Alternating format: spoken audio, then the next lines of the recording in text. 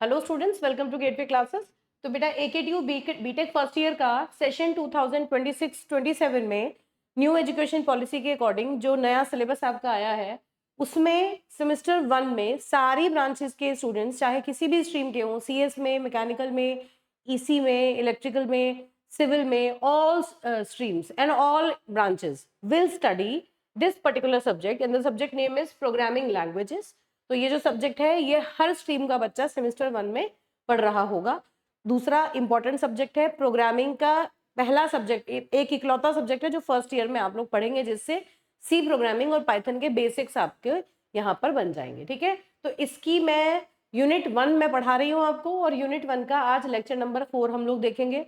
आज के लेक्चर का जो टॉपिक है उसका नाम है डेटा टाइप्स। उसमें जो टॉपिक हमें कवर करना है वो है डेटा टाइप्स। सी प्रोग्रामिंग हम लोग पढ़ रहे हैं फिलहाल, मतलब इस लैंग्वेज प्रोग्रामिंग लैंग्वेजेस जो सब्जेक्ट है उसमें पहली यूनिट में सी प्रोग्रामिंग के बेसिक्स हैं, तो वो चीज़ हम पढ़ रहे हैं। और उसमें भी ये टॉपिक जो है ये बहुत ज़्यादा इंपॉर्टेंट है। इसकी इंपॉर्टेंस आपको PYQs के थ्रू पता चलेगी। तो देखिए ये AKTU में, अब हमें पता है, मैं बता देती हूँ, नए बच्चों को बहुत ज़्यादा चीज़ें आइडिया हो सकता है नहीं होती हैं। देखिए इससे पहले बेटा फर्स्ट ईयर में सी प्रोग्रामिंग चलता था, उस सब्जेक्ट का नाम था PPS, programming for problem solving. ठीक है, उसमें सिर्फ सी प्रोग्रामिंग पढ़ाई जाती थी। तो कुछ टॉपिक्स यहाँ पर अभी क्या हुआ है, सी प्रोग्रामिंग का सिलेबस कुछ रिड्यूस हुआ है और पाइथन उसमें इंट्रोड्यूस किया गया है। तो जो सी प्रोग्रामिंग के सिलेबस एज इट इज हैं, जो पिछली बार भी एग्जिस्ट कर रहे थे टॉपिक्स, उनके ऊपर ये क्वेश्चंस जो है PYQs वो हमारे पास अवेलेबल हैं। तो डेटा टाइप के ऊपर देखिए कितने ज्यादा PYQs आए हैं, ऑलमोस्ट हर एग्जाम में इसके ऊपर क्वेश्चन आता है।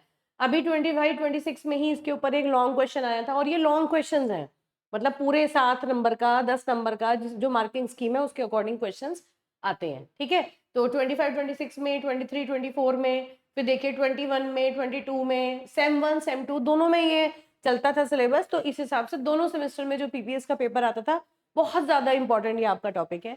अब एक और बात मैं आपको बता देती हूँ कि गेटवे क्लासेस एप्लीकेशन में फर्स्ट ईयर, पूरे first year, first semester second semester का जो कॉम्बो है वो सारे सब्जेक्ट्स का टोटल अवेलेबल है। ठीक है, आरंभ बैच 2.0 के नाम से आपको मिलेगा। इंपॉर्टेंट बात क्या है कि आपको बेटा अपनी स्ट्रीम का ध्यान रखना है कि आप कौन सी स्ट्रीम के स्टूडेंट हैं। अगर आप CSE स्ट्रीम के स्टूडेंट हैं तो ये वाला बैनर आपको चेक करना है। बैनर में ये देखना है कि कोर्स में एंटर करने से पहले अपनी स्ट्रीम का नाम आपको चेक करना है। जैसे CSE स्ट्रीम है तो उसके अंदर 15, 16, 17 ब्रांचेस हैं, वो सारी इसके अंदर आ जाती हैं। जैसे आपकी AI, ML, डेटा साइंस, बहुत सारी ब्रांचेस हैं CS की, वो सारी इसी स्ट्रीम के अंदर आती हैं, और सबका सिलेबस सेम रहेगा इस पर्टिकुलर सेमेस्टर के अंदर, फर्स्ट ईयर के अंदर। ठीक है, ऐसे ही अगर आप इलेक्ट्रॉनिक्स के स्टूडेंट हैं तो ECE स्ट्रीम के स्टूडेंट अगर हैं तो इस तरह का बैनर आपको देखने को मिलेगा। जो बैच का नाम है वो आरंभ बैच 2.0 ही रहेगा, बस स्ट्रीम के हिसाब से आपको अपना कोर्स जो है वो चूज करना है। सारी ब्रांचेस इलेक्ट्रॉनिक्स की इसके अंदर इंक्लूडेड है। इसमें भी पूरे फर्स्ट ईयर का आपको सारे सब्जेक्ट्स का कॉम्बो अवेलेबल हो जाएगा।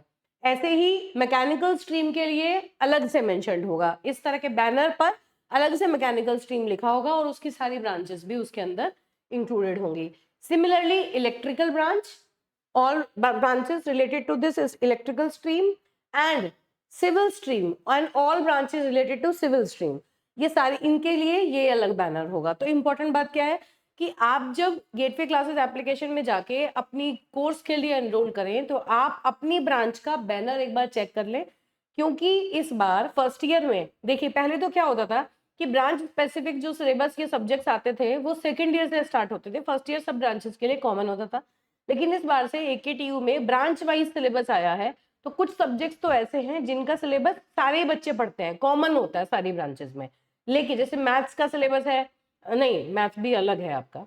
तो मेरा मतलब कहने का है कि कुछ सब्जेक्ट्स ऐसे हैं जो कॉमन टू ऑल ब्रांचेस होंगे, और कुछ सब्जेक्ट्स ऐसे हैं जो कॉमन टू ऑल ब्रांचेस नहीं होंगे, जो ब्रांच वाइज जिनके सिलेबस आएंगे। तो वहां पर आपको इसलिए ध्यान रखना है कि आप किसी गलत कोर्स में एनरोल ना करके अपने स्पेसिफिक कोर्स के अंदर ही जाएं। बस एक बार आप जब कोर्स के अंदर एंटर कर जाएंगे तो आपको अपनी ब्रांच का ही सब्जेक्ट और अपनी ही ब्रांच का सिलेबस वाला कंटेंट कंप्लीट मिलेगा। ठीक है, ये चीज आपको यहाँ पर ध्यान रखनी है। अब हम लोग अपना पढ़ना स्टार्ट करते हैं। देखिए डेटा टाइप हमें पढ़ने हैं। हालांकि पढ़ने से पहले बहुत सारी चीजें हैं कि ये कितने टाइप के होते हैं, किस तरह से हम रिप्रेजेंट करते हैं, क्या क्या चीजें हैं, लेकिन उससे पहले एक अंडरस्टैंडिंग बननी जरूरी है कि कभी भी सी प्रोग्रामिंग की हम बात कर रहे हैं, तो सी प्रोग्रामिंग में डेटा टाइप की क्या इंपॉर्टेंस है, क्यों हमें डेटा टाइप बताना होता है, ठीक है।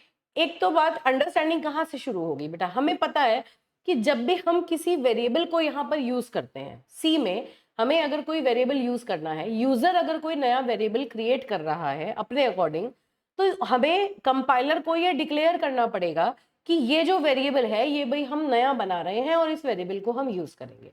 तो डिक्लेरेशन के टाइम पर उस वेरिएबल का डेटा टाइप हमें पहले से मेंशन करना पड़ता है, हमेशा ये बात ध्यान रखनी है। जब भी हम कोई वेरिएबल क्रिएट कर रहे हैं, यहाँ मैं वेरिएबल का एग्जांपल ले रही हूँ, हम एरे फंक्शन और भी चीजें पढ़ेंगे बाद में, फिलहाल के लिए एक सिंपल नोट की मैं बात करती हूँ कि एक वेरिएबल अगर मुझे लेना है नया अपने प्रोग्राम में यूज करना है अपने अकॉर्डिंग, तो उसके लिए मुझे उसको डिक्लेयर करना पड़ता है कंपाइलर को, और डिक्लेरेशन के टाइम पर वेरिएबल का नाम और उसका डेटा टाइप, ये दो चीजें मुझे मिनिमम मेंशन करनी होती है, ठीक है। तो क्या मतलब हुआ, अगर मैं आपसे कहूं कि मुझे एक इंट डेटा टाइप लेना है, मान लो मैंने एक वेरिएबल डिक्लेयर किया इंट ए, इस तरह से मैंने डिक्लेरेशन की, नाम क्या है वेरिएबल का ए, और वो किस टाइप की वैल्यू लेगा, इंटीजर। तो क्या क्या चीजें हैं इसमें, integer is the data type, है ना, and A is name of the memory location,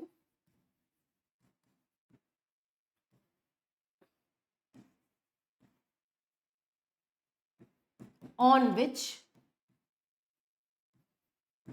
some integer value can be stored। इस बात का ये मतलब है, तो हम कंपाइलर को ये बता रहे हैं कि हमने ए नाम का एक वेरिएबल क्रिएट किया, और इस डिक्लेरेशन में दो पार्ट है, एक डेटा टाइप और एक वेरिएबल का नाम। इसका क्या मतलब है, डेटा टाइप है इंटीजर टाइप, ये है इसका डेटा टाइप, और ये बता रहा है कि ए की किस टाइप की, ए क्या है, उस मेमोरी लोकेशन का नाम। अब ये देखिए, जैसे कंपाइलर को ये डिक्लेरेशन दिखेगी, होगा क्या कि ए नाम का एक मेमोरी लोकेशन यहाँ पर एलोकेट हो जाएगा, इस मेमोरी स्पेस का नाम है ए, हो सकता है इसका एड्रेस कुछ भी हो, मान लो 1000 इसका एड्रेस है। देखिए कंप्यूटर की मेमोरी में कोई भी डेटा हम स्टोर करते हैं तो वो एक पर्टिकुलर एड्रेस के ऊपर जाके सेव होता है, हमें अभी फिलहाल के लिए ये नहीं सोचना वो कहाँ गया कैसे हुआ, ये ऑपरेटिंग सिस्टम का काम होता है। आप जो भी वेरिएबल क्रिएट करेंगे ऑपरेटिंग सिस्टम ऑटोमेटिकली उसे मेमोरी एलोकेट करा देता है। अब बस हमें क्या ध्यान रखना है कि जो भी मेमोरी एलोकेट होगी उस मेमोरी लोकेशन का जो नाम होगा वो ये वेरिएबल का नाम होगा ए, और इसके अंदर कोई इंटीजर वैल्यू हम स्टोर कर सकते हैं, ये बात हमने इसे बता दी। तो इसका मतलब क्या इंफॉर्मेशन देता है, किसी भी वेरिएबल का डेटा टाइप उसके बारे में क्या क्या बातें हमें बताता है, ये चीजें हमें इंपॉर्टेंटली ध्यान रखनी है। तो देखिए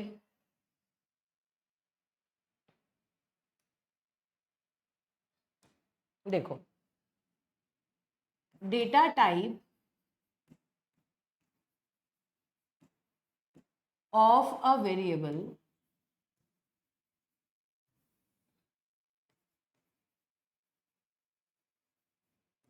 gives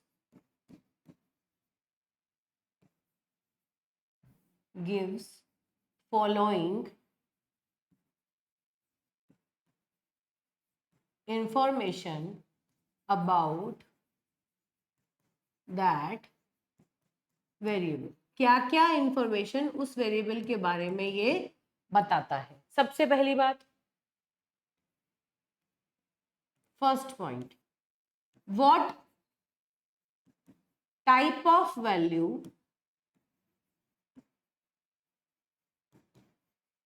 the variable can store. सबसे पहली बात तो ये बताता है जो अभी हमने कहा कि यहाँ ये इंटीजर वैल्यू है, तो ए जो है वो एक इंटीजर वैल्यू ही हर बार होल्ड करेगा। दूसरी चीज क्या है, how much memory in bytes will be allocated to that variable to store that value।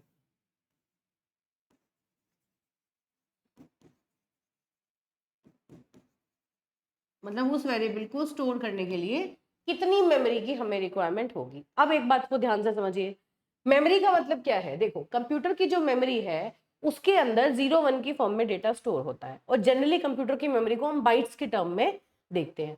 Minimum बिल्कुल स्मॉलेस्ट यूनिट ऑफ स्टोरेज जो होती है उसको हम कहते हैं बिट, मतलब एक बिट, एक सिंगल बिट। बिट का मतलब या तो उसमें 0 होगा या फिर 1 होगा। बाइनरी का मतलब क्या हुआ, देखो मैंने पहले भी बताया था, बाइनरी नंबर सिस्टम की अगर हम बात करें तो वो नंबर सिस्टम जिसका बेस 2 है।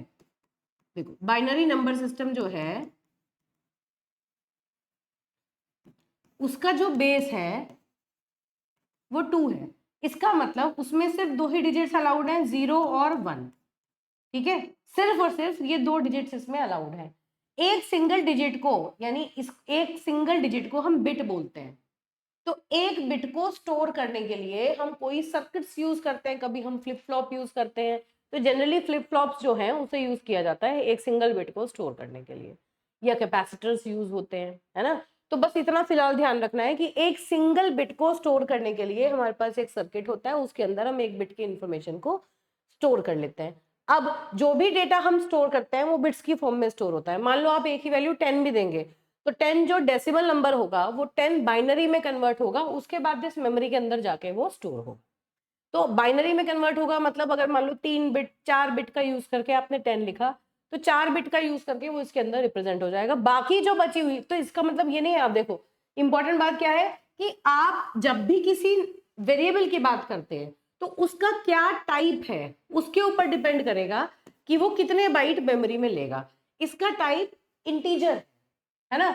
और मैं अभी हल्का से पहले ही बता देती हूँ, इंटीजर जो है अगर वो 16 बिट कंप्यूटर पे आप काम कर रहे हैं तो वो 2 बाइट लेता है, और अगर आप 32 बिट पे काम कर रहे हैं उस केस में वो 4 बाइट लेता है।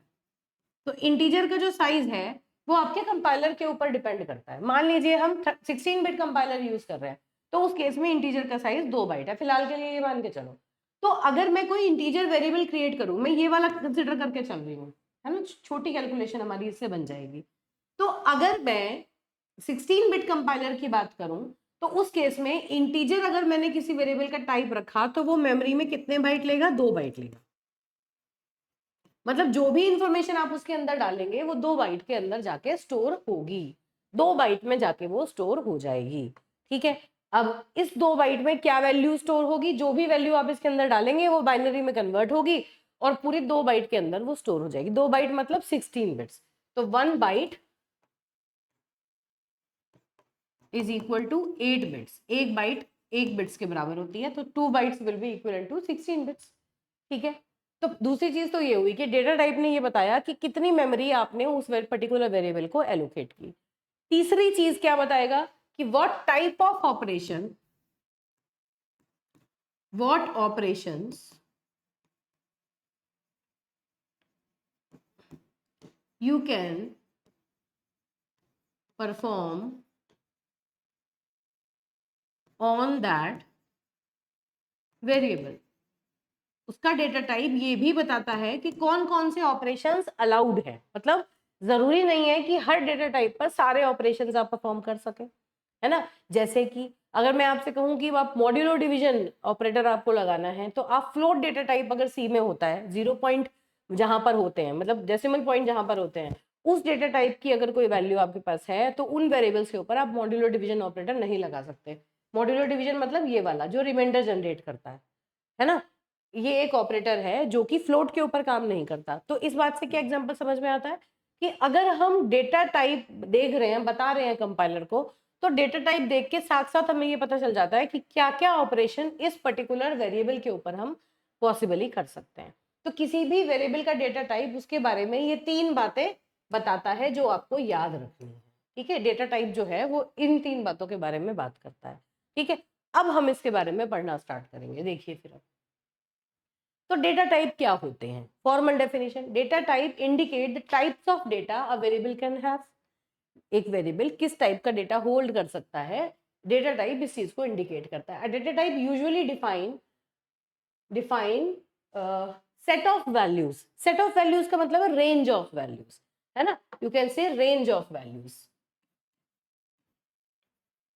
रेंज ऑफ वैल्यूज मतलब कहां से कहां तक की वैल्यूज उस वेरिएबल के अंदर आ सकती हैं। मतलब ऐसा नहीं है कि इंटीजर है तो कितना भी बड़ा इंटीजर आप ले सकते हो, फ्लोट है तो कितना भी बड़ा फ्लोट ले सकते हो, नहीं।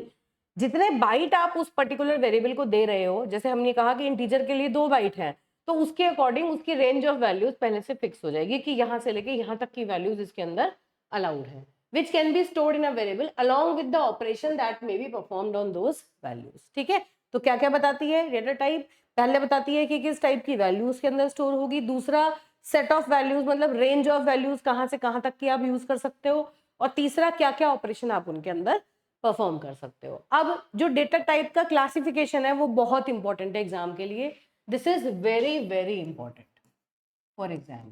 ठीक है, अब इसमें क्या है, क्लासिफिकेशन का मतलब है कितने टाइप का डेटा होता है, डेटा टाइप कितने टाइप के होते हैं? 3 टाइप के होते हैं। सबसे पहले होते हैं प्रिमिटिव, दूसरे नंबर पे होते हैं डिराइव्ड, और तीसरे नंबर पे होते हैं यूजर डिफाइंड। 3 तरह के डेटा टाइप्स हम पढ़ेंगे। प्रिमिटिव डेटा टाइप कौन से हैं? इंट, फ्लोट, डबल, कैर, वॉइड। 5 है, इंट, फ्लोट, डबल, कैर और वॉइड, ये आपके प्रिमिटिव डेटा टाइप्स हैं। अब प्रिमिटिव का मतलब क्या है कि इन डेटा टाइप्स को आप फर्दर डिवाइड नहीं कर सकते, बिल्कुल प्राइमरी बेसिक, इसको प्राइमरी डेटा टाइप भी बोल देते हैं, है ना, इंटरनल डेटा टाइप भी बोल देते हैं। तो these are primary data types जिनको आप फर्दर डिवाइड नहीं कर सकते। जो आप वेरिएबल्स क्रिएट करते हैं इसी टाइप के वेरिएबल्स आप क्रिएट कर सकते हैं। अब एक बात ध्यान रखनी है, वॉइड जो डेटा टाइप है, दिस टाइप ऑफ वेरिएबल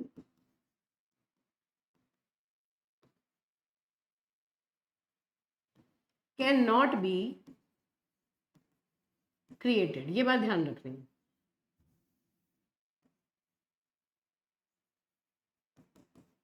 है ना, मतलब इंट टाइप का, फ्लोट टाइप का, डबल टाइप का, कैर टाइप का वेरिएबल हम क्रिएट कर सकते हैं, लेकिन वॉइड टाइप का वेरिएबल हम क्रिएट नहीं करेंगे। ये सिर्फ फंक्शन की रिटर्न वैल्यू के लिए, है ना, पॉइंटर्स के केस में वहां पर यूज होता है। इस टाइप का कोई वेरिएबल हम क्रिएट नहीं कर सकते। क्यों?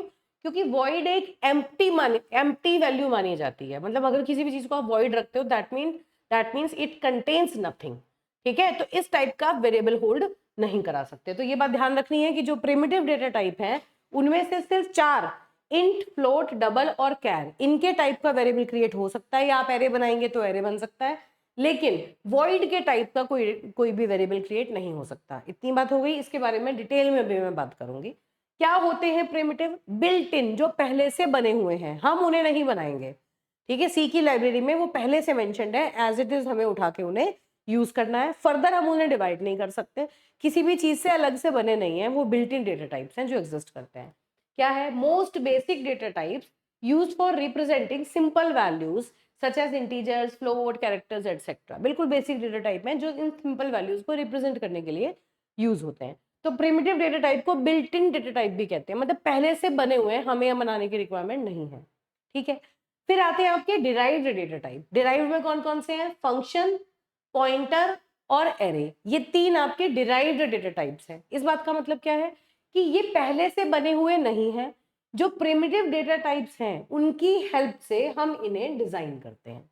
डिराइव मतलब इन्हीं से डिराइव्ड है ना। जैसे हम फंक्शन बनाएंगे तो फंक्शन का रिटर्न वैल्यू बनाएंगे, हम किस टाइप की वैल्यू रिटर्न करेगा, वो इनमें से किसी टाइप की वैल्यू रिटर्न कर सकता है ना। फंक्शन कोई आर्ग्यूमेंट एक्सेप्ट करेगा तो इनमें से किसी टाइप के आर्ग्यूमेंट एक्सेप्ट करेगा। तो इसलिए इनका यूज करके जो चीजें हम क्रिएट करते हैं उनमें से फंक्शन, पॉइंटर और एरे ये आपके डिराइव्ड डेटा टाइप का पार्ट माने जाते हैं। तो क्या है ये? Derived from the primitive data type. जो आप 1 बाय 1 इन्हें पढ़ेंगे ना, वहां ये बात आपको समझ आएगी। तो डेटा टाइप में क्या क्या चीजें हो गई, ये इनके एग्जांपल्स यहाँ साथ साथ लिखे हुए हैं। ठीक है, यूजर डिफाइंड कौन सी होती है? वो डेटा टाइप जो कि यूजर क्रिएट करता है अपनी रिक्वायरमेंट के हिसाब से। करता वो फिर भी वही है, स्ट्रक्चर क्रिएट कर रहा है, इनमरेशन क्रिएट कर रहा है, यूनियन क्रिएट कर रहा है। ये ऐसे डेटा टाइप है जो, मतलब आप ये मान लीजिए कि जो यूजर अपने अकॉर्डिंग क्रिएट करता है, ये किस टाइप की वैल्यू लेंगे, इनके अंदर क्या क्या वैल्यू स्टोर होंगी, इन्हें कितनी मेमोरी मिलेगी, ये सब यूजर अपने आप डिफाइन करता है, यूजर के अकॉर्डिंग ये काम करते हैं। तो उन डेटा टाइप्स को यूजर डिफाइंड डेटा टाइप्स कहा जाता है। इस बात का मतलब क्या है, अब फिर से समझो। ये बेसिक टाइप्स हैं जो आपको प्रोवाइडेड है सी की लाइब्रेरी में पहले से, ये फर्दर डिवाइड नहीं हो सकते। इनमें से इन 4 जो इंट, फ्लोट, डबल, कैर है, इनके टाइप का आप वेरिएबल भी क्रिएट कर सकते हो। वॉइड जो है वो वेरिएबल क्रिएशन के लिए यूज नहीं हो सकता। दूसरा, फिर आते हैं डिराइव्ड डेटा टाइप, जो इन प्रिमिटिव डेटा टाइप्स की हेल्प से बनाए जाते हैं। ठीक है, ये फंक्शन, पॉइंटर और एरे इसके एग्जांपल्स हैं, अभी देखेंगे क्या मतलब है। फिर आते हैं यूजर डिफाइंड डेटा टाइप्स, वो कंप्लीटली यूजर के ऊपर बेस्ड है। यूजर अपनी नीड और अपनी रिक्वायरमेंट के हिसाब से नए डेटा टाइप जनरेट कर सकता है, जिसको हम यूजर डिफाइंड डेटा टाइप कहते हैं। मतलब पहले वो टाइप बनाएगा, उस टाइप का फिर वो वेरिएबल क्रिएट करेगा। यहाँ आपको क्या करना है, टाइप बने बनाए हैं, आपको डायरेक्ट वेरिएबल क्रिएट करने हैं। ये क्या कहते हैं कि वो जो बने हुए टाइप्स हैं उनका यूज करके आप यहाँ पर टाइप्स नए बना सकते हैं। जैसे एरे है तो एरे आप इंटीजर टाइप का एरे डिक्लेयर कर दीजिए, इंटीजर टाइप का पॉइंटर बना दीजिए, इंटीजर रिटर्न करने वाली वैल्यू का फंक्शन लिख दीजिए। इनका यूज करके ये बनते हैं, और ये जो है ये यूजर अपनी रिक्वायरमेंट के हिसाब से बनाता है। इनके अंदर, हालांकि इनके अंदर जो वैल्यूज यूज होती है, मान लो आपको मल्टीपल वैल्यूज इनके अंदर डालनी है तो होती वो भी प्रिमिटिव डेटा टाइप यूज करके हैं, लेकिन स्टिल इनकी जो डेफिनेशन है वो भी यूजर बताता है, इनको डिफाइन ही यूजर करता है। ठीक है, अभी जब हम पढ़ेंगे ना इनको वन बाय वन तब आपको ये बात क्लियर होगी। अभी फिलहाल के लिए ध्यान रखना है इतने टाइप के डेटा टाइप जो है वो होते हैं। ठीक है, now this is very very important. ये जो टेबल है आपकी, ये बहुत इंपॉर्टेंट है। अब इस टेबल पे आने से पहले थोड़ा सा मैं आपको आइडिया दे देती हूँ। देखिए बेटा, जो प्रिमिटिव डेटा टाइप है, बहुत ध्यान से समझनी है एक बात, कि प्रिमिटिव डेटा टाइप में कैर, इंट, फ्लोट, डबल, वॉइड, ये जो डेटा टाइप्स हैं ये दो तरह से हो सकते हैं। साइंड हो सकते हैं, जैसे मैं पर्टिकुलरली सबसे पहले मैं कैरेक्टर्स और इंटीजर्स की बात कर रही हूँ, उनसे रिलेटेड कुछ उनकी प्रॉपर्टीज हैं वो हम यहाँ देखेंगे, क्योंकि वो प्रॉपर्टीज हमारे प्रोग्रामिंग में काम आएंगी। डायरेक्टली कहीं सिलेबस में मेंशन नहीं होती, लेकिन हमें पता होनी चाहिए। ठीक है, तो कैरेक्टर डेटा टाइप की सबसे पहले डिस्कशन करते हैं कि क्या होता है। देखो, अगर मैं कैर की बात करूं,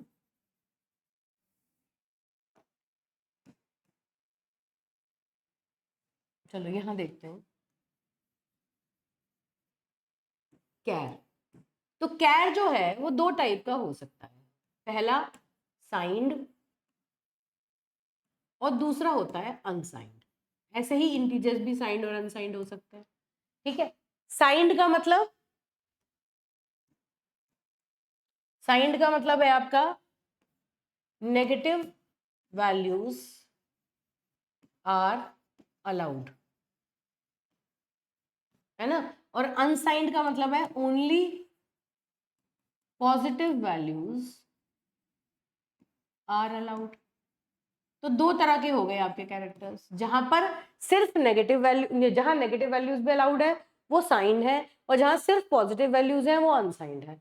अब अगला सवाल दिमाग में ये आता होगा कि भाई कैरेक्टर डेटा टाइप के अंदर तो हम कैरेक्टर स्टोर करेंगे, तो ये वैल्यू साइंड और अनसाइंड, पॉजिटिव नेगेटिव कहाँ आ गई? पॉजिटिव नेगेटिव तो इंटीजर्स होते हैं। तो आपका जो कंप्यूटर है उसकी मेमोरी में ये जो साइंड, ये जो कैरेक्टर्स हैं ये इंटीजर वैल्यू की तरह ही रिप्रेजेंट होते हैं। मैंने लास्ट टाइम भी आपको ये बात बताई थी कि जो कैरेक्टर कांस्टेंट्स हैं उनके करस्पॉन्डिंग एक इंटीजर वैल्यू होती है, जिसकी हेल्प से वो कंप्यूटर के अंदर पहचाने जाते हैं। ठीक है, अब एग्जाम्पल मैं बताती हूँ। जैसे मान लीजिए अगर मैं आपसे कहूँ कि आस्काई वैल्यू, उसको हम आस्काई वैल्यू कहते हैं, जो इंटीजर वैल्यू होती है उसे हम आस्काई वैल्यू कहते हैं ऑफ। अगर मैं कैपिटल ए की आस्काई वैल्यू की बात करूं तो वो होती है 65। अगर कैपिटल ए की मैं बात करूं तो उसकी आस्काई वैल्यू 65 होती है। मतलब कैपिटल ए को मेमोरी में 65 के हिसाब से जाना जाता है। अगर मैं कैपिटल ए को प्रिंट सेव करूं तो वो 65 की वैल्यू को सेव कर लेगा। कैपिटल बी की होगी, कैपिटल बी की होगी 66, कैपिटल सी की होगी 67 एंड सो।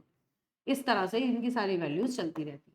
ऐसे स्मॉल ए जो होता है, स्मॉल ए की होती है 97, है ना, स्मॉल बी की 98 एंड सो ऑन, इस तरह चलती रहती है। तो कहने का मतलब क्या हुआ कि जितने भी आपके कैरेक्टर्स होते हैं, कैरेक्टर कॉन्स्टेंट्स होते हैं, वो मेमोरी में एक इंटीजर वैल्यू के थ्रू रिप्रेजेंट होते हैं। ये बेसिक बेसिक आस्काई वैल्यूज आपको पता भी होनी चाहिए। तो कैरेक्टर्स को और इंटीजर्स को हम इंटरचेंजेबली यूज करते हैं, इंटरचेंजेबली यूज करते हैं। इस बात का एग्जाम्पल मैं अभी आपको बताऊंगी। उससे पहले आप क्या समझेंगे, उससे पहले एक बहुत इंपॉर्टेंट बात है कि ये साइंड और अनसाइंड का क्या केस है और इनमें क्या फर्क पड़ता है। देखिए बेटा, अब जो कैरेक्टर का साइज है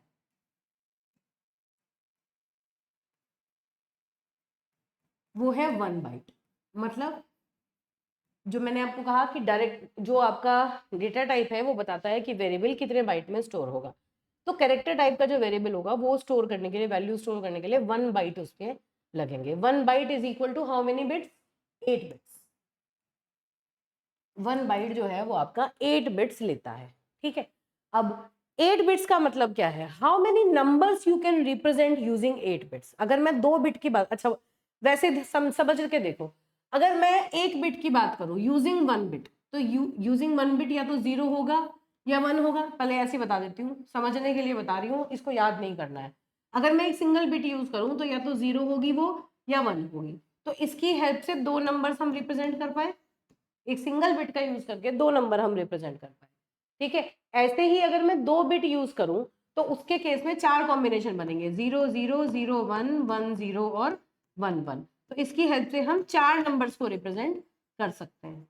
now this is the binary for 0, this is the binary for 0, this is the binary for 1, this is for 2 and this is for 3।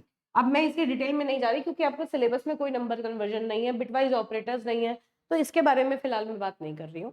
बस ये ध्यान रखना है कि जो ये डेसिमल नंबर्स हैं, इन डेसिमल नंबर को हम बाइनरी में रिप्रेजेंट कैसे करेंगे, ये बात हम यहाँ पर कर रहे हैं। ठीक है, किसी भी डेसिमल नंबर का बाइनरी रिप्रेजेंटेशन मैंने यहाँ पर लिखा है। तो यहाँ से एक चीज क्लियर होती है, मान लो मुझे अगर मैं 3 बिट का यूज करूँ तो 3 बिट का यूज करके 8 नंबर्स मैं रिप्रेजेंट कर सकती हूँ। तो यहाँ पर मैं जनरल डेफिनेशन आपकी लिख रही हूँ कि यूजिंग 3 बिट्स, यूजिंग, या इस तरह से लिख सकते हैं, using 8 bits we can represent 2 raised to the power 8 numbers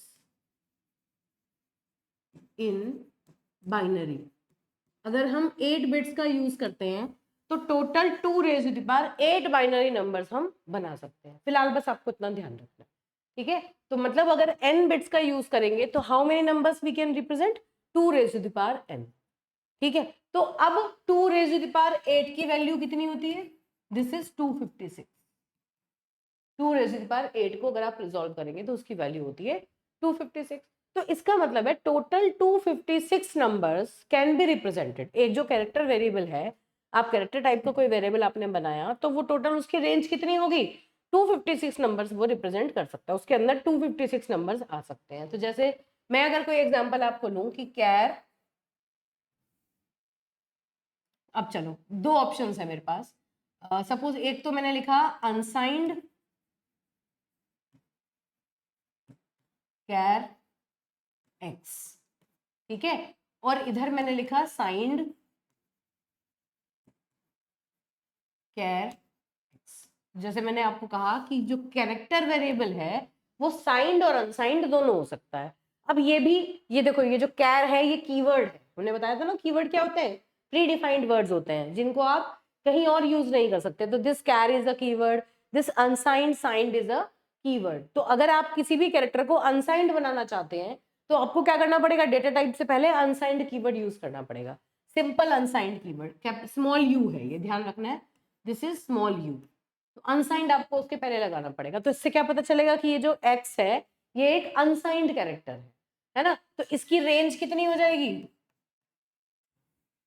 unsigned character जो है इसकी जो रेंज है वो आएगी आपकी, टोटल कितने नंबर है?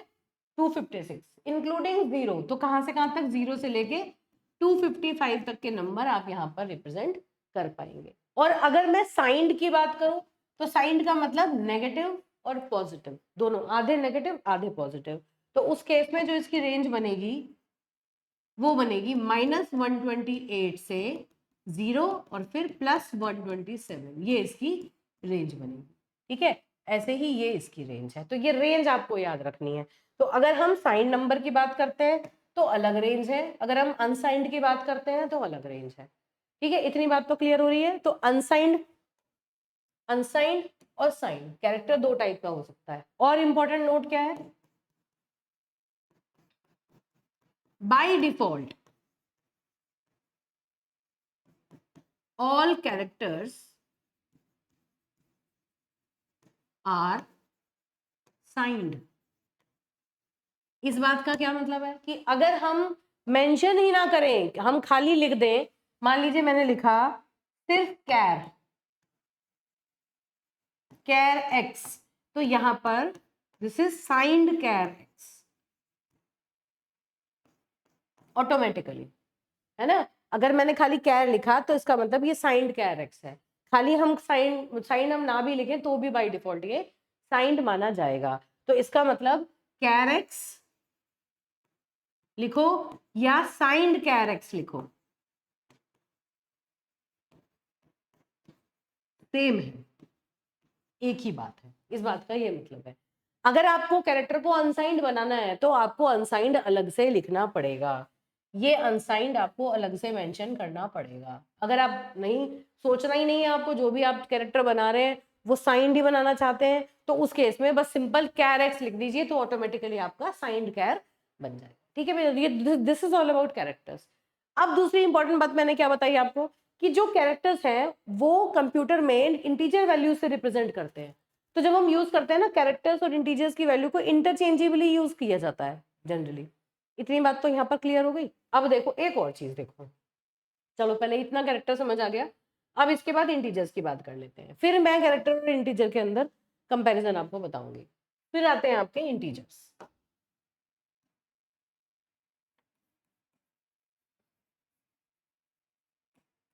अब देखिए, इंटीजर्स भी दो तरह के होते हैं। इंटीजर भी साइंड और अनसाइंड दोनों होते हैं। This is also unsigned and signed, दोनों तरह के होते हैं। अगेन अनसाइंड कौन से हैं, जो पॉजिटिव वैल्यू नेगेटिव वैल्यू सिर्फ और सिर्फ पॉजिटिव वैल्यू अलाउड करते हैं, है ना, ओनली पॉजिटिव, और ये बोथ पॉजिटिव एंड नेगेटिव, ये दोनों अलाउ करता है।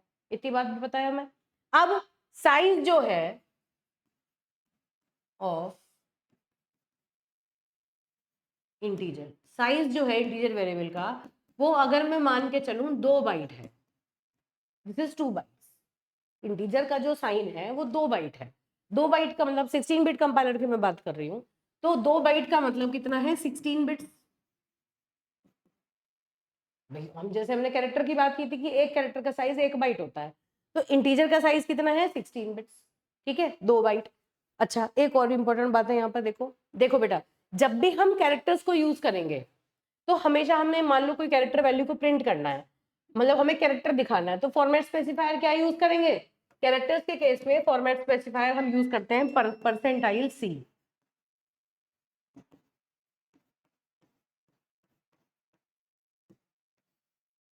परसेंटाइल सी, चाहे अनसाइंड हो चाहे साइंड हो, दोनों का जो फॉर्मेट स्पेसिफायर है वो परसेंटाइल सी ही यूज होता है। ये भी ध्यान रखनी है, जब भी आप कैरेक्टर्स यूज करेंगे तो उसका फॉर्मेट स्पेसिफायर हम परसेंटाइल सी ही यूज करते हैं।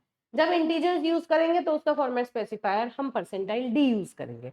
उसके अंदर मल्टीपल टाइप्स हैं, उसके हिसाब से उसका फॉर्मेट स्पेसिफायर चेंज हो जाएगा। ठीक है, देखिए इतनी बात हो गई। अब अगर मैं 2 बिट्स की बात करूं, using 16 bits, how many numbers we can represent?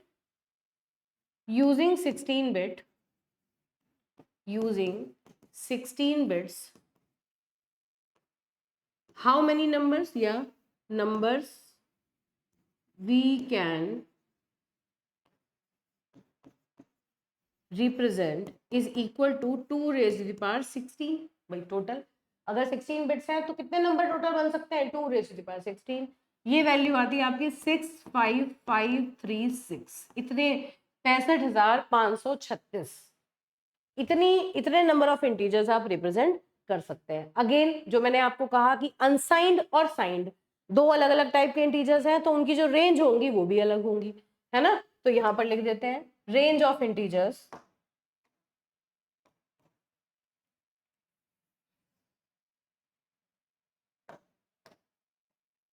क्या क्या आई, range.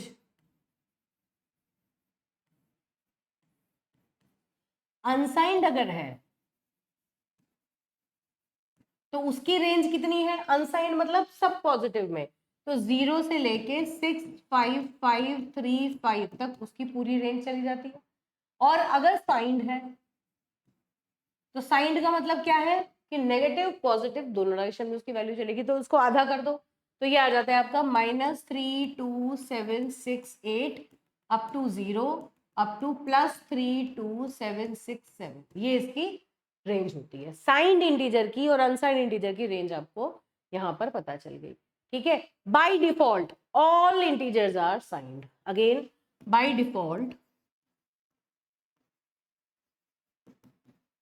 All ints are signed. इस बात का मतलब क्या है कि अगर हम लिखें, देखो अब ध्यान से देखना, अगर मैं लिखूं इंट एक्स या मैं लिखूं साइंड इंट एक्स, तो बोथ आर सेम, है ना। अगर मुझे इंटीजर को अनसाइंड बनाना है, मैं चाहती हूं कि इंटीजर सिर्फ पॉजिटिव वैल्यूज ले, तो उस केस में मुझे इसको अनसाइंड बनाना पड़ेगा। तो अगर मुझे लिखना है तो हम लिखेंगे unsigned int x. Now this x will store positive values only. इस तरह से आप इसका काम करते हैं, ठीक है। ये तो हो गया इसका रेंज, कितने टाइप के इंटीजर होते हैं, साइंड होते हैं, अनसाइंड होते हैं। तो ये तो बात हमने कही कि साइन के हिसाब से कि रेंज ऑफ वैल्यूज क्या होती है। अब दूसरी बात क्या है कि इंटीजर जो है वो लॉन्ग इंट और शॉर्ट इंट भी हो सकते हैं। क्या हो सकते हैं? लॉन्ग और शॉर्ट इंटीजर्स भी हो सकते हैं। जो नॉर्मल इंटीजर होता है उसको हम शॉर्ट इंटीजर कहते हैं। जनरली क्या होता है, जैसे हमने कहा कि 16 बिट यूज करके हम इसको रिप्रेजेंट करेंगे, ठीक है। तो 16 बिट में टोटल 65536 नंबर्स आ सकते हैं। अगर इससे बड़ा कोई नंबर होगा, जैसे हमने कहा कि अनसाइंड की जो रेंज है वो 0 से 65535 तक होती है, अगर इससे बड़ा कोई नंबर हम स्टोर कराने लगे तो क्या इसके अंदर स्टोर हो पाएगा? नहीं, क्योंकि ये रेंज है, इस रेंज से ज्यादा की वैल्यू ये होल्ड नहीं कर सकता। तो उस चीज के लिए एक प्रावधान आया था कि भाई अगर आप इतनी कम रेंज आप लेके चल रहे हैं, 2 बाइट का इंटीजर ले रखा है, तो फिर आप लॉन्ग इंटीजर्स भी ले सकते हैं। तो जो ऑर्डिनरी इंटीजर है उसको हम शॉर्ट इंट बोल देते हैं। ये जो इंटीजर है इसको बाय डिफॉल्ट हम शॉर्ट इंटीजर बोल देते हैं। और एक और डेटा टाइप आया इंटीजर में ही जिसको हम कहते हैं लॉन्ग इंट। तो लॉन्ग इंट में क्या होता है, वो 4 बाइट में स्टोर होता है, ठीक है। तो इसी चीज को, इसी आइडिया को मैं आगे बढ़ाती हूँ। तो integers are further divided into int can be a short int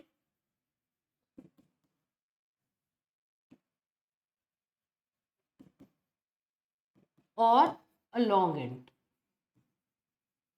जो शॉर्ट इंट है वो 2 बाइट लेता है और लॉन्ग इंट जो है वो 4 बाइट लेता है। तो comparatively range of values, this is increased value range. क्यों लिया गया? जो टोटल वैल्यू रेंज है उसको हमने इंक्रीज कर दिया। अब इंपॉर्टेंट बात क्या है कि जो इंटीजर ऑर्डिनरी इंटीजर है, सिंपल ऑर्डिनरी इंटीजर, वो ही आपका शॉर्ट इंट है ना।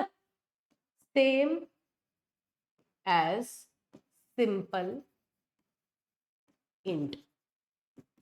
तो इस बात का मतलब क्या हुआ? अब एक बात ध्यान से देखनी है, इसके लिए जो कीवर्ड है वो लॉन्ग है। This long is a keyword, है ना। Again this short is a keyword. यहां पर भी बता देती हूं, हमने बात की थी ना कीवर्ड्स अपने आप आने लगेंगे। This signed and unsigned, these both are keywords. ये सब कीवर्ड्स हैं, ठीक है। ठीक है बेटा, ये सब कीवर्ड्स होते हैं। चलिए अब तो कैसे लिखते हैं हम, ये समझिए। मान लो मैंने लिखा, अब बहुत ध्यान से देखना है, बाय डिफॉल्ट कोई भी इंटीजर, चाहे वो शॉर्ट इंट हो चाहे वो लॉन्ग इंट हो, वो साइंड ही होता है। तो अगर मैं आपसे कहूं इंट एक्स, ठीक है, या मैं कहूं साइंड इंट एक्स, या मैं कहूं शॉर्ट, इस तरह से लिखूं साइंड शॉर्ट इंट एक्स, मतलब शॉर्ट इंट भी है और साइंड। देखो जो नॉर्मल इंटीजर है उसी को हम शॉर्ट इंटीजर बोलते हैं, ध्यान रखना है। तो साइन शॉर्ट इंटीजर एक्स बोल दें, या फिर खाली लिख दो short x, all are same. कोई फर्क नहीं पड़ेगा, एक ही बात है। खाली इंटीजर लिख दिया, all integers are sign integer, तो साइन इंट की भी एक ही बात है। All integers ordinary integers are short also, तो साइन शॉर्ट दोनों लगाओ ना लगाओ कोई फर्क नहीं पड़ता। और खाली शॉर्ट एक्स भी आप लिख सकते हो, short is itself a short int, ठीक है। तो इनमें से कोई भी चीज आप रिप्रेजेंट करोगे सबका एक ही मतलब, ठीक। अब दूसरी बात, अगर आपको लॉन्ग बनाना है, किसी इंटीजर को आप चाहते हैं कि वो लॉन्ग इंट की तरह यूज हो, तो आपको लिखना पड़ेगा long int x. Now it is a this x is of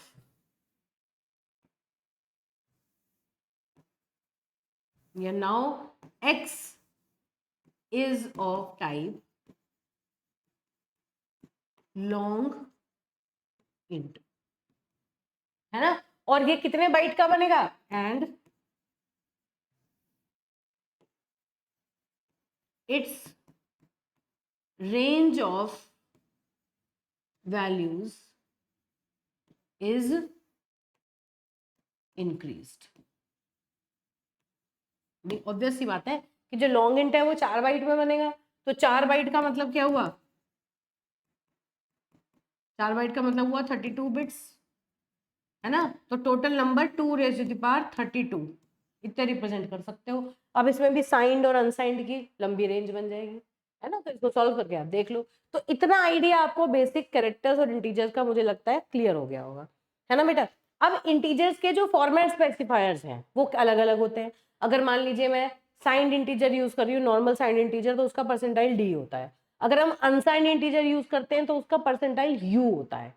अगर हम लॉन्ग इंटीजर यूज करते हैं तो उसका परसेंटाइल एल डी होता है। और अगर लॉन्ग और अनसाइंड दोनों लगा दिए हमने तो उसका फिर जो फॉर्मेट स्पेसिफायर होता है वो परसेंटाइल एल यू होता है। लॉन्ग और अनसाइंड दोनों का हो जाता है, ठीक है। तो इस तरह से ये काम करते हैं। एक और बात मुझे इंपॉर्टेंट बतानी है कि how these characters and integers are used interchangeably. मतलब आप कैरेक्टर वैल्यू असाइन करते हो, उसको आप इंटीजर में प्रिंट कर सकते हो, इंटीजर असाइन करते हो कैरेक्टर में प्रिंट कर सकते हो। कैसे, उसके एग्जांपल देखते हैं। How ints integer and characters are used. किस तरह से यूज करेंगे, एग्जांपल देखो, एक एक करके देखो। देखो बेटा, मान लीजिए एक मैं छोटा सा कोड लिख रही हूँ, इंट मेन, है ना। बस छोटा सिर्फ एक स्निपेट लिख रही हूँ, मैं पूरे हेडर फाइल वगैरह नहीं बना रही हूँ। एग्जाम्पल के लिए छोटा सा कोड हम लिख रहे हैं। और यहाँ पर मैंने लिखा char x is equal to suppose 65। Char x is equal to 65। मैंने क्या किया, मैंने कैरेक्टर टाइप का एक वेरिएबल लिया, या चलो पहले मैं सिंपल लेती हूँ। कैरेक्टर टाइप का एक वेरिएबल लिया ए, इसके अंदर एक कैरेक्टर कांस्टेंट मैंने इनिशियलाइज कर दिया। इससे क्या हुआ, इसे मेमोरी मिली और मेमोरी में मैंने कैपिटल ए को जाके स्टोर कर दिया, क्योंकि ये कैरेक्टर टाइप का वेरिएबल है, कैपिटल ए मैंने स्टोर कर दिया इसमें। अब अगर मैं इसकी वैल्यू को प्रिंट करूँ तो हम इसे दो तरीके से प्रिंट कर सकते हैं। अगर मैं कहूँ परसेंटाइल डी, या यहाँ पर लिख देते हैं x is equal to percentile D, comma, है ना, और यहाँ पर x की वैल्यू प्रिंट करें। और दूसरा मैंने यहाँ पर लिया printf x is equal to percentile c, और फिर मैं इसको प्रिंट करूँ तो क्या इसका आउटपुट आएगा। तो देखिए बेटा, इंपॉर्टेंट क्या है कि यहाँ तो इसका आउटपुट, मैं इसका आउटपुट लिख देती हूँ। ये क्या प्रिंट करेगा, देखो ये कैरेक्टर टाइप का वेरिएबल है और आपने यहाँ पर क्या यूज किया, परसेंटाइल डी। जब आप परसेंटाइल डी यूज करते हैं तो ये क्या प्रिंट करेगा, इसकी इंटीजर वैल्यू। तो x की जो आस्काई वैल्यू होगी वो प्रिंट हो जाएगी। तो आस्काई वैल्यू ऑफ ए, मतलब आस्काई वैल्यू ऑफ ए का मतलब क्या है, ASCII value of A that is 65 will be printed. ये बात ध्यान रखनी है।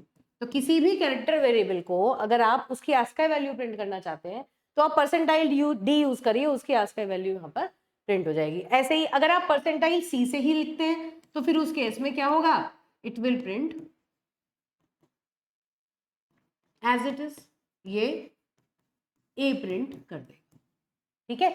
यहां पर उसकी आस्काई वैल्यू प्रिंट करेगा, मतलब 65 प्रिंट होगा, और यहां पर ये ए ही प्रिंट कर देगा, ठीक है। ये बात आपको ध्यान रखनी है। तो जब भी हम कैरेक्टर्स पर, इंटीजर्स पर काम करते हैं, तो हम कैरेक्टर्स में और इंटीजर्स में इंटरचेंजेबली फॉर्मेट स्पेसिफायर चेंज करके उनकी वैल्यूज को प्रिंट करा सकते हैं, ठीक है। इतना ध्यान रखना है।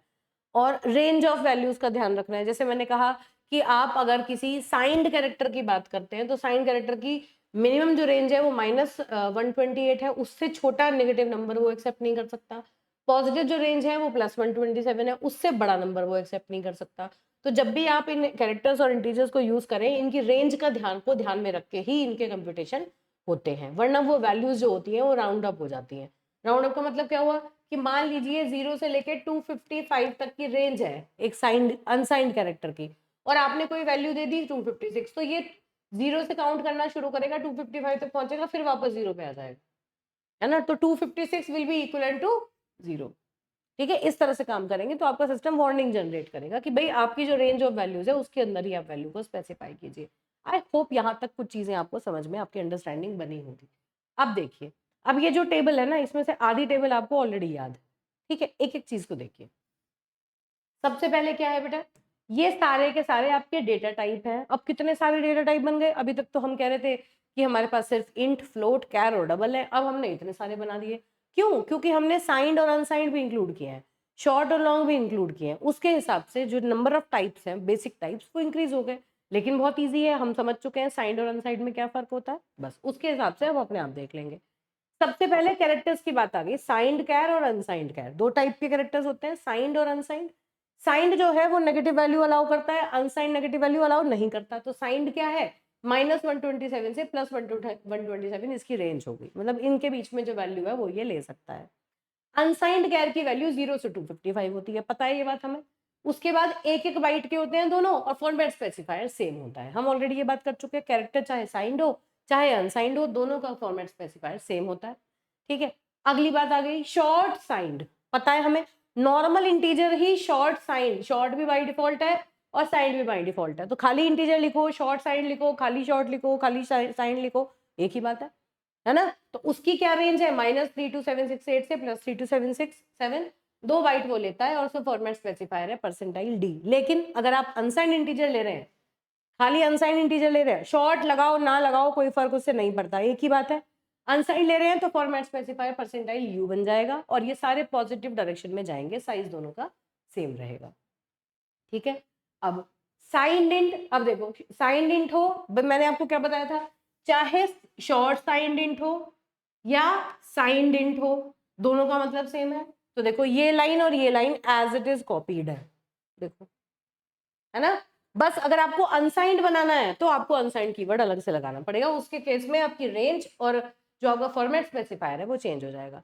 तो अब ये देखो, ये दोनों सेम हो गए, और क्या क्या, शॉर्ट अनसाइंड, नहीं शॉर्ट, हाँ ठीक है, शॉर्ट अनसाइंड हो या अनसाइंड हो, ये दोनों भी सेम होंगे। भाई शॉर्ट लगाओ ना लगाओ कोई फर्क नहीं पड़ता, अनसाइंड लगा रखा है तो ये दोनों रो भी एज इट इज आपकी सेम हो गई। तो देखिए दोनों सेम है, तो यहां तक का तो हमने ऑलरेडी पढ़ रखा है ना, सेम चीज हमने पढ़ रखी है।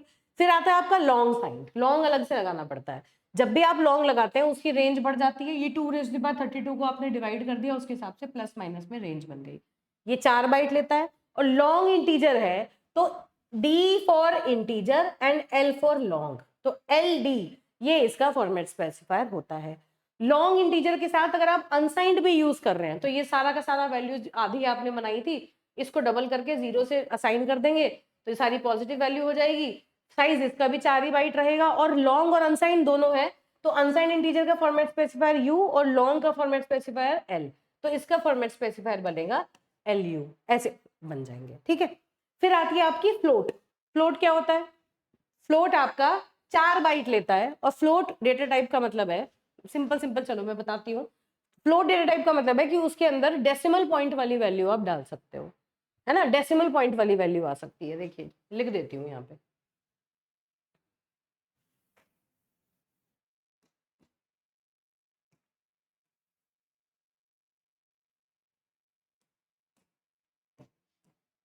अगर मैं कहूँ फ्लोट x, तो इसका मतलब x will hold value with a decimal point. Decimal point वाली वैल्यू अगर आपको चाहिए तो आप जो भी वेरिएबल है उसका साइज, उसका जो टाइप है वो आप फ्लोट लेते हो, और ये 4 बाइट का होता है।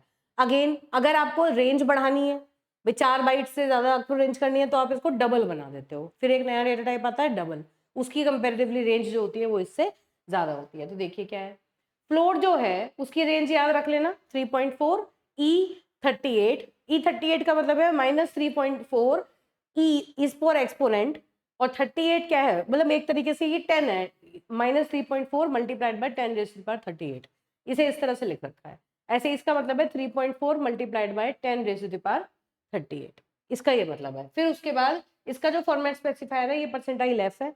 अगर इसकी रेंज आप बढ़ा दें, है ना, इसको 8 बाइट में अगर आप स्टोर करें तो ये इसकी रेंज यहाँ से बढ़ जाएगी। ये 3 रेंज आपको हल्की सी मेमोराइज करके रखनी पड़ेंगी, कैलकुलेट करनी मुश्किल हो जाएंगी उस टाइम पर।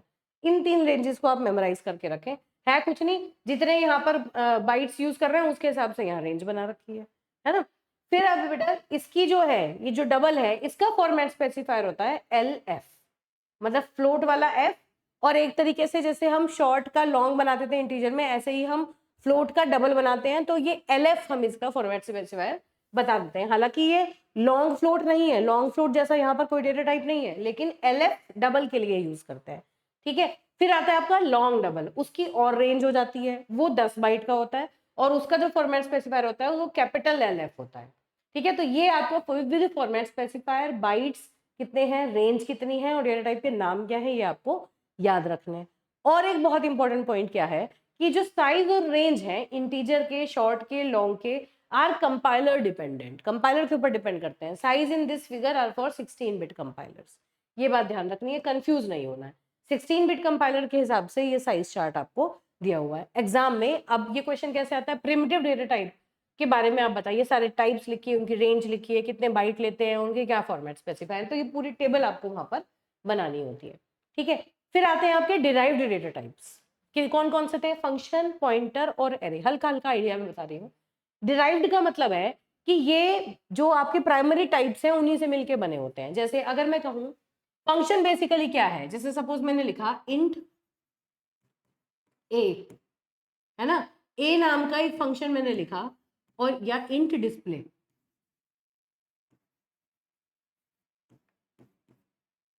और यहां मैंने लिखा प्रिंटफ, या कैसे लिखा जाए, मान लीजिए मेन लिखा, इंट मेन, और मेन के अंदर मैंने कोई कोड लिखा और उसके बाद मैंने डिस्प्ले फंक्शन को कॉल करा दिया, रिटर्न 0 और मेन बंद, और फिर यहां मैंने लिखा डिस्प्ले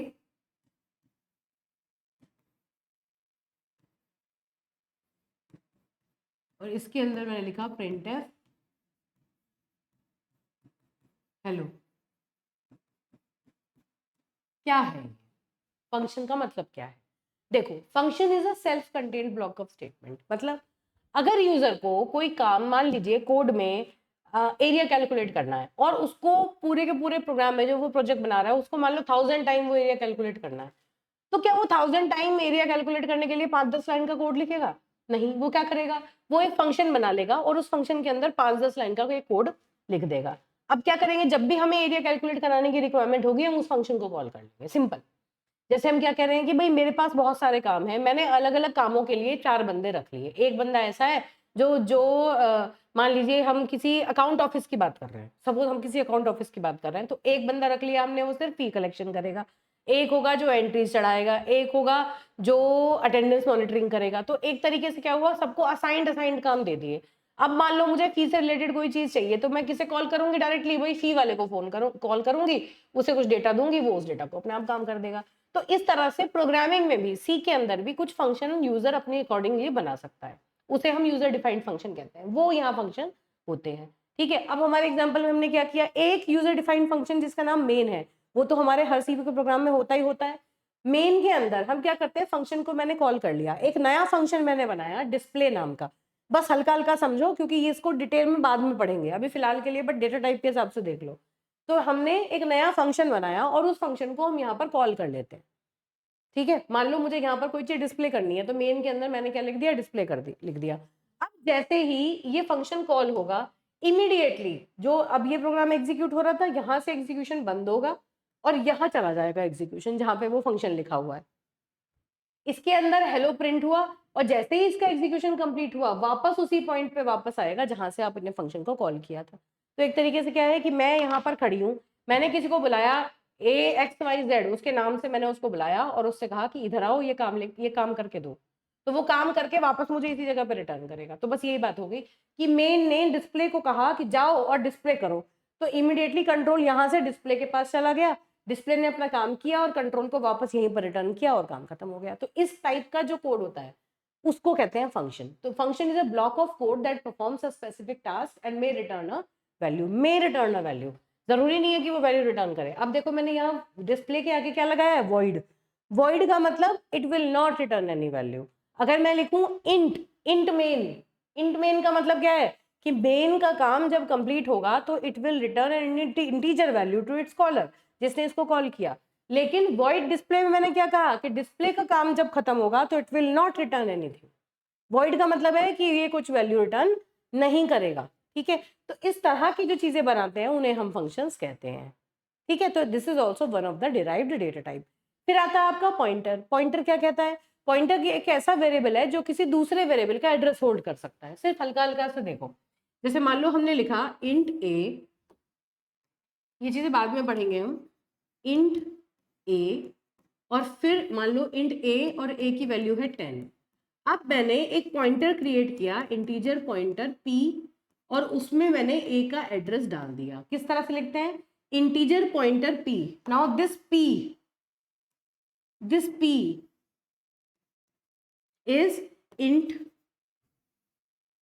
क्या इस तरह से मानो, ये सब डिटेल में अभी समझ हो सकता है ना आए, इस तरह से देखो कि ये एक पॉइंटर p है, this is what, this is address of,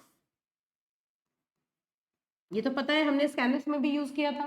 तो ये क्या करेगा, मान लो जैसे ये a क्रिएट हुआ है ना, और इसका एड्रेस है 1000 और इस a के अंदर हमने 10 स्टोर करा दिया। जैसे ये वेरिएबल क्रिएट हुआ, इसका मेमोरी लोकेशन का नाम a है, इसके अंदर हमने 10 इनिशियलाइज करा दिया और इसका एड्रेस 1000 मान लिया, है ना। p क्या है, एक पॉइंटर वेरिएबल है जो a का एड्रेस होल्ड करेगा। तो p को भी एक मेमोरी मिलेगी कुछ, मान लो वो 2000 है, और उसके अंदर हमने क्या डाल दिया, ए का एड्रेस। ए का एड्रेस क्या है, 1000, तो ये ए का एड्रेस होल्ड कर रहा है। इनडायरेक्टली हम कह सकते हैं कि P is pointing to a, P is pointing to a, मतलब P के अंदर ए का एड्रेस है, ठीक है। तो ऐसे वेरिएबल्स जो कि किसी दूसरे वेरिएबल का एड्रेस होल्ड कर सकते हैं उनको पॉइंटर वेरिएबल कहा जाता है। फिलहाल बस इतना ध्यान रख के चलो। तो ये एक ऑर्डिनरी वेरिएबल नहीं है, वेरिएबल के नाम के आगे हमने एस्ट्रिक लगा रखा है, इसका मतलब ये एक पॉइंटर वेरिएबल है। कैसा पॉइंटर, जो कि किसी इंटीजर टाइप के वेरिएबल का एड्रेस होल्ड कर सकता है। This variable can hold the address of a integer variable. ये एक इंटीजर वेरिएबल है ए, इसका एड्रेस हमने इसके अंदर डाल दिया, तो इसे कहते हैं पॉइंटर वेरिएबल। बस इतना ध्यान रखना है, दैट्स इट। फिर अभी के लिए फिर आते हैं आपके एरे। एरे क्या है, एरे ये कहता है कि अभी तक हम क्या कह रहे थे कि हम एक सिंगल वेरिएबल के अंदर एक वैल्यू को स्टोर कर सकते हैं। वैसे समझो, अगर मान लीजिए मैं आपसे कहूं int a is equal to 10, तो इसका मतलब है ए के अंदर आपने 10 स्टोर कर दिया। अब अगर मैं यहाँ पर कहूँ a इज इक्वल टू 11, तो ये 10 ओवरराइट होके 11 हो जाएगा। मतलब एक वेरिएबल में आप सिर्फ एक ही वैल्यू को एक बार में स्टोर कर सकते हैं। अब मान लीजिए आपको अपने कोड में 10 वेरिएबल या 5 वेरिएबल यूज करने हैं, 5 वैल्यूज डालनी है इंटीजर टाइप की, तो आपको 5 वेरिएबल क्रिएट करने पड़ेंगे। तो इस चीज से बचने के लिए हमारे पास एक आइडिया होता है जिसे हम कहते हैं एरे। एरे क्या करता है, किस तरह से लिखते हैं, इंट ए, और मान लो यहाँ है साइज ऑफ एरे, उसके बाद हम लिख देते हैं सपोज 8 5 6 2 3। अभी बस बहुत टेंशन नहीं लेनी है कि क्या समझ में नहीं आया, क्यों हो रहा है, ये बहुत डिटेल में बाद में पढ़ाऊंगी मैं, लेकिन बस यहाँ पर आइडिया के लिए बता रही हूँ क्या मतलब है। ये क्या है, अब ये जो ए है ये एक एरे है ना। ये 5 क्या है, साइज ऑफ एरे है। ये इंट क्या है, टाइप ऑफ एरे है। इस तरह से। तो एरे क्या होता है, एरे मल्टीपल वैल्यूज स्टोर कर सकता है, एक सिंगल वेरिएबल के अंदर आप मल्टीपल वैल्यू स्टोर कर सकते हो। तो ये इंट A5 ये क्या बताता है कंपाइलर को कि ए नाम का एक एरे है जिसके अंदर मैक्सिमम 5 इंटीजर्स आप स्टोर कर सकते हैं। इस बात का ये मतलब है you can store maximum 5 integers into this array, और वो इंटीजर ये है 1 2 3 4 5, 5 इंटीजर की वैल्यू आपने दे दी है ना। और ये मेमोरी में जाके कैसे स्टोर होंगे, back to back memory location पे ये स्टोर हो जाते हैं इस तरह से 8 5 6 2 3, और इसका जो नाम है वो क्या है ए, इस एरे का नाम ए है, और इसमें मल्टीपल वैल्यूज आप स्टोर कर सकते हैं। बाकी डिटेल में कैसे होगा क्या होगा उसके बारे में बाद में देखेंगे।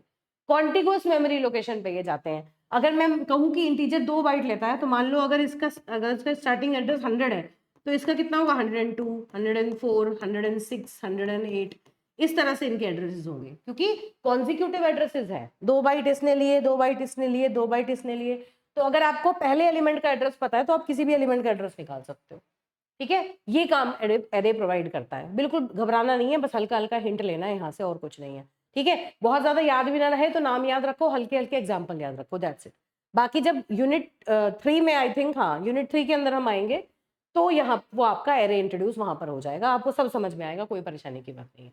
ठीक है, अब उसके बाद आते हैं आपके यूजर डिफाइंड डेटा टाइप। उसमें कौन कौन से होते हैं, स्ट्रक्चर होता है, इनमरेशन होता है, यूनियन होता है।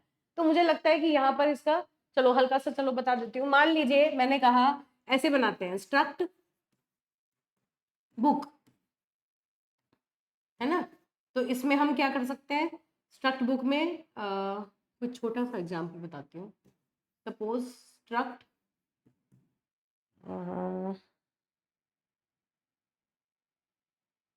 एक्स, है ना, और इसके अंदर इंट ए फ्लोट बी, मान लो ये मैंने स्ट्रक्चर क्रिएट किया, इस तरह से क्रिएट होता है। तो स्ट्रक्चर बेसिकली एक ऐसा डेटा टाइप है। अब देखो एरे में हमने क्या देखा था कि एरे एक ऐसा टाइप था जिसके अंदर सारी वैल्यू का टाइप सेम होना चाहिए, मतलब it is a collection of all integers. जो हमने यहाँ डिक्लेयर किया it is a collection of all integers. Float type का डिक्लेयर करते तो it will be the collection of all floating point numbers. मतलब जिस टाइप का आपने एरे बनाया उसी टाइप की वैल्यू आप उसके अंदर डाल सकते हो। लेकिन स्ट्रक्चर क्या कहता है कि आप एक ऐसा डेटा टाइप बना दो जो मिक्स्ड टाइप की वैल्यूज भी ले सके। तो इस स्ट्रक्चर का मतलब क्या है कि एक्स नाम का एक स्ट्रक्चर हम बना रहे हैं, बस ध्यान रखना हल्का सा। स्ट्रक्ट जो है वो कीवर्ड है, किसी भी स्ट्रक्चर का नाम या कोई स्ट्रक्चर हम क्रिएट करते हैं तो स्ट्रक्ट कीवर्ड हम उसके लिए यूज करते हैं। तो बेसिकली हम एक नया टाइप बना रहे हैं, यूजर डिफाइंड डेटा टाइप बना रहे हैं। वो क्या कहता है, एक्स नाम का एक स्ट्रक्चर है जिसके अंदर एक इंटीजर होगा और एक फ्लोट होगा, इस तरह की वैल्यूज वो लेगा। तो जब आप इसका कोई वेरिएबल क्रिएट करोगे तो कैसे करोगे, स्ट्रक्ट एक्स, ये तो हो गया आपका type, this is the new type. और इस टाइप का आपने कोई वेरिएबल मान लो x1 क्रिएट किया तो this is type variable creation. ठीक है, तो ये तो एक पूरा नया टाइप बना। Struct x is the new type name, और स्ट्रक्ट एक्स टाइप का आपने कोई वेरिएबल यहां पर क्रिएट कर दिया, तो इसलिए इसको यूजर डिफाइंड कहते हैं क्योंकि ये जो पूरा नया टाइप है, this new data type is created by the user. और एक ऐसा डेटा टाइप है जिसके अंदर एक इंटीजर और एक फ्लोट वैल्यू आप स्टोर करा सकते हैं। ठीक है, तो x1 इज अ स्ट्रक्चर, कैसे करेंगे, x1 इज अ स्ट्रक्चर जिसके अंदर एक इंटीजर और एक फ्लोट हम स्टोर कराएंगे, इस तरह से समझ लो। ठीक है, ऐसे ही इनमरेशन होता है। इनमरेशन किस तरह से होता है कि एक वेरिएबल आप एक इनमरेशन हम बना दो कि उसके टाइप के जो भी वेरिएबल हम क्रिएट करेंगे उसमें ये रेंज ऑफ वैल्यूज होंगी। मुझे लगता है कि इसको बहुत ज्यादा फंसाना नहीं चाहिए, अननेसेसरी आप लोग स्ट्रेस में आ जाएंगे, छोड़ दो बस इसे। फिलहाल इतना ध्यान रखो कि defines a set of named integer constants and it is similar to a structure, लेकिन सारे मेंबर्स जो हैं वो अलग अलग मेमोरी लोकेशन होल्ड करते हैं, इसको छोड़ देते हैं, इतना याद रखो, दैट्स इट। ठीक है, तो इतना इतना भी आप लिखाओगे तो ये it will be more than for you people. बाकी जब आपका एग्जाम होगा, जब हम ये सब चीजें पढ़ चुके होंगे तो ये इनम और यूनियन ऑलरेडी आप लोग पहले से ही पढ़ चुके होंगे। या मैं हल्का सा चलो इनम का मैं बता देती हूँ। सपोज हमने लिखा इनम, एक छोटा सा एग्जांपल देती हूँ जिससे कि आइडिया हो जाए। डे, डे नाम का मैंने एक इनम बनाया है ना, और उसके अंदर क्या क्या वैल्यूज हो सकती है, मंडे,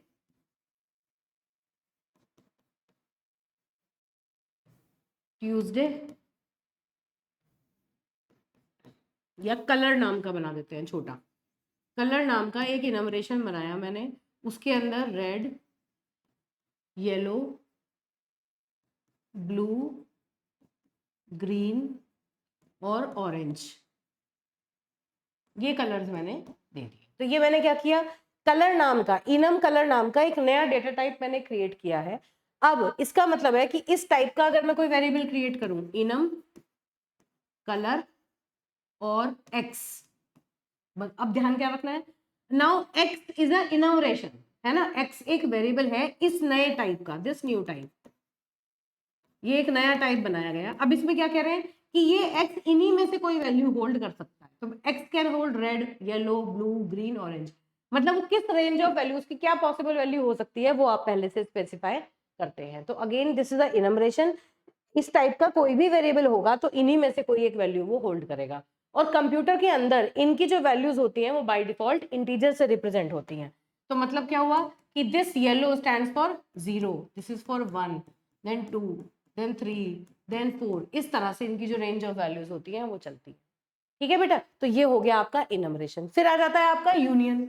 यूनियन क्या है, बिल्कुल जैसा स्ट्रक्चर है वैसा यूनियन है, मतलब इसमें भी मल्टीपल टाइप्स को आप एक साथ कंबाइन कर सकते हैं, बस इसमें फर्क क्या होता है वो बता देती हूँ, हल्का सा डिफरेंस बता देती हूँ, उसी से आपका डेफिनेशन का काम हो जाएगा। देखिए मान लीजिए यूनियन, और सपोज मैंने यू नाम से एक वेरिएबल ले लिया, अब इसे लिया मैंने इंट ए और फ्लोट बी, ठीक है, और यहां हम लिखेंगे यूनियन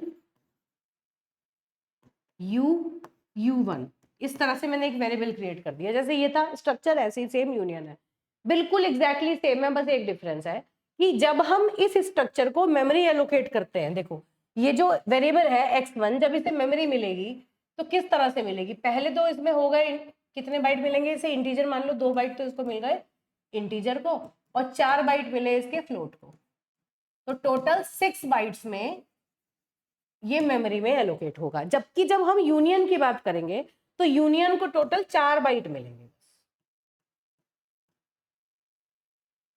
ओनली 4 बाइट्स। u1 जो है वो मेमोरी में सिर्फ 4 बाइट लेगा, मतलब इन दोनों में से जो इसके अंदर है, इस टाइप के अंदर जो 2 वेरिएबल आपने क्रिएट किए हैं, ये जो इसके पार्ट्स हैं, उसमें से जो जिसकी मेमोरी रिक्वायरमेंट ज्यादा है उतने बाइट एलोकेट हो जाते हैं, मतलब ये बाकी सारी वैल्यूज उसी के अंदर उस डेटा उसी मेमोरी लोकेशन को शेयर करती हैं। लेकिन यहाँ पर जितने भी हैं, 2 बाइट इसको, 4 बाइट इसको, अलग अलग इसके जितने भी पार्ट्स हैं उन सबको अलग अलग मेमोरी एलोकेट होती है। बस फिलहाल इतना ध्यान रखो, इसको हम क्या कहते हैं, स्ट्रक्चर एलिमेंट्स, यूनियन एलिमेंट्स, और क्या डिफरेंस है वो सब बातें हम बाद में देखेंगे। ठीक है, फिलहाल के लिए क्योंकि बहुत पढ़ना है, उसके बाद वो चीजें जाके समझ में आएंगी। तो यूजर डिफाइंड क्यों है, ये इन्हें यूजर बना रहा है, नए टाइप क्रिएट कर रहा है। अब यहाँ पर नया टाइप कौन सा है, ये जो यूजर ने क्रिएट किया, यहाँ पर ये जो है ये नया टाइप क्रिएट हुआ है, यूनियन यू नाम का, ये देखो ये एक नया टाइप क्रिएट हुआ, यहाँ पर ये नया टाइप क्रिएट हुआ, यहाँ पर ये नया टाइप क्रिएट हुआ। तो ये नए टाइप हमने क्रिएट किए हैं, यूजर ने क्रिएट किए अपने हिसाब से। इसमें हम क्या कह रहे हैं कि जो नया टाइप बनाया, मान लीजिए मुझे कोई बुक की इंफॉर्मेशन रखनी है, बुक का नाम, बुक में पेजेस, बुक का प्राइस, तो सब अलग अलग टाइप के हो, बुक का नाम एक नंबर स्ट्रिंग होगा, है ना, कुछ भी स्ट्रिंग हो सकती है डबल कोट्स के अंदर, जैसे मैं कहूँ सी इन डेप्थ, है ना, या C programming, anything, any book. फिर उसके हिसाब से उसका प्राइस अलग होगा, वो फ्लोट होगा 0.0 समथिंग, 0.50, एनीथिंग। फिर उसके बाद नंबर ऑफ पेजेस इंटीजर होंगे। तो अलग अलग टाइप की वैल्यू हम एक बुक की इन्फॉर्मेशन के अंदर रखना चाहते हैं, तो उसका हम एक बुक टाइप का एक स्ट्रक्चर बना ले, और यहाँ पर हम जो क्रिएट करेंगे वो एक बुक होगी जिसका कुछ नाम होगा, जिसमें कुछ पेजेस होंगे, जिसका कुछ प्राइस होगा। इसी तरह ये x1 क्या है, x1 एक स्ट्रक्चर है जिसमें जिसके अंदर a और b दोनों है। ऐसे ही यूनियन u1 एक यूनियन है जिसके अंदर a और b दोनों है। डिफरेंस क्या है दोनों में, इसको जब आप मेमोरी एलोकेशन करोगे, भाई डेटा को रखने के लिए मेमोरी तो चाहिएगी ना, तो कितने बाइट में होगा, सबको अलग अलग मेमोरी मिलेगी। इसके अंदर जो सबसे ज्यादा मेमोरी लोकेशन जिसको चाहिए उतनी मेमोरी मिलेगी, बाकी उसके अंदर सब शेयर करेंगे मेमोरी को। ठीक है, और इनमरेशन क्या बताता है कि जो भी वेरिएबल आप क्रिएट करेंगे उसको वैल्यू कौन सी आप दे सकते हो, इनके अलावा वो दूसरी कोई वैल्यू होल्ड नहीं कर सकता। जो वैल्यू के ऊपर आपने रेस्ट्रिक्शन बना दिया, आप अगर चाहते हैं कि किसी एम्प्लॉय की इन्फॉर्मेशन आपको रखनी है और एम्प्लॉय का डिपार्टमेंट आप लेना चाहते हैं, तो एम्प्लॉय डिपार्टमेंट नाम का एक इनमरेशन बना लो, उसमें जितने डिपार्टमेंट हो आपकी कंपनी में उतने डिपार्टमेंट मेंशन कर दो, उन्हीं में से कोई ये डिपार्टमेंट वो एम्प्लॉय हो सकता है उसके अंदर, ठीक है। इस तरह से प्रोग्रामिंग में ये हम लोग यूज करते हैं। तो इस तरह के जो डेटा टाइप होते हैं उन्हें हम कहते हैं यूजर डिफाइंड, जो यूजर अपने हिसाब से बनाता है। अगेन आई एम सेइंग, बिल्कुल डिटेल में मैं नहीं अभी इसे बता रही हूँ क्योंकि वो समझ नहीं आएगा, हल्का हल्का जो हिंट दिया उतना उतना आपको बस यहाँ पर अभी समझना है, ठीक है बेटा। फिर आ जाती है expressions, any combination of operand operators, है ना, उसको हम एक्सप्रेशन बोलते हैं। जब ऑपरेटर्स पढ़ लेंगे वहां हम देखेंगे इसको। चलिए, अब ये बात मैंने आपको ऑलरेडी बता दी। अब देखो एक बार पढ़ो जरा, write the fundamental data types used in C programming. Fundamental मतलब primitive data types along with their range, byte size and format specifier। अभी लेटेस्ट पेपर में आया, पूरी टेबल बना के आनी है आपको। What is the different user defined data types in C language? Right, range, format specifier, memory, set of primitive data type। देखो फिर दोबारा आ गया। Define data types in C, discuss basic data types in terms of memory occupied, format specifier, range। Again बार बार वो जो table अभी मैंने आपको दिखाई वो बार बार पूछी गई है। Differentiate between void and int data types। मैंने आपको बताया void क्या होता है, void टाइप का कोई वेरिएबल क्रिएट नहीं कर सकते, लेकिन फंक्शन से पहले अगर आप void लगाते हैं तो that means function will not return any value. Integer के केस में आपको खूब सारी बातें पता है, that means function will return an integer, है ना। और इंटीजर टाइप का आप वेरिएबल भी क्रिएट कर सकते हो, ये शॉर्ट एंड लॉन्ग एंड और साइंड अनसाइंड हो सकते हैं। void में तो ऐसा कुछ भी नहीं होता। तो ये सारी चीजें आपको यहाँ पर बतानी है। That's all for data types, ठीक है। और एक और बार बता देती हूँ मैं कि कंप्यूटर साइंस के स्टूडेंट्स के लिए आरंभ बैच 2.0 आपको इस तरह का बैनर मिलेगा। सेम 1 सेम 2 के कंबाइंड कोर्सेज उसके अंदर अवेलेबल है, आप उसमें एनरोल कर सकते हैं। बस आपको अपनी स्ट्रीम चेक करनी है, CSS स्ट्रीम है, उसकी सारी ब्रांचेस के लिए ये कॉम्बो, ये पूरा का पूरा आपका बैनर है। EC स्ट्रीम के जो स्टूडेंट्स हैं उसकी सारी ब्रांचेस के लिए ये बैनर होगा। मैकेनिकल स्ट्रीम की सारी ब्रांचेस के लिए ये बैनर है, और इलेक्ट्रिकल स्ट्रीम की सारी ब्रांचेस के लिए ये बैनर है। तो आप अपनी ब्रांच के बैनर, ब्रांच को देख के उसी कोर्स के अंदर एनरोल करें। और ये सिविल के लिए है। तो बस जब एक बार आप करेक्ट कोर्स के अंदर चले जाएंगे उसके बाद बेटा आपको उसी कोर्स के सिलेबस के हिसाब से कंटेंट ऑटोमेटिकली मिलेगा, फिर आपको ज्यादा सोचने की रिक्वायरमेंट नहीं है। इतनी सब चीजें इसलिए ध्यान रखनी पड़ रही हैं इस बार क्योंकि इस बार ब्रांच स्पेसिफिक फर्स्ट ईयर से ही इंक्लूड हो गया है, ठीक है। तो that's all for now, thank you.